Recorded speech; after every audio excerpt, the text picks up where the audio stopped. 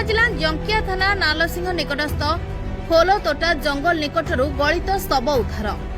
गलित शव निकटरे एक बाइक पड़ी रहिथिबा बेले पकेटरू एक मोबाइल फोन उद्धार करिछि जंकिया पुलिस। मृत युवकर परिचय मिली पारि नाही। मृत युवकर बयस प्राय 35 वर्ष हेबो बोली अनुमान करा जाउछि। आज सकाळे स्थानीय युवक माने जंगल को जाइथिबा बेले जंगल मध्यरे प्रबल गंध आसुथिबा जानिबाकु पाइथिले। गंध आसुथिबा स्थान को जाई निरीक्षेकी देखिबा बेलकु एक बाइक पड़िथिबार देखिबाकु पाइथिले।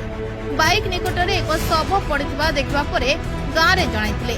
गाँ रे एही खबर प्रकट हेबा परे स्थानीय घटना स्थलकु लोकंकर सुଅ छुटिथिला।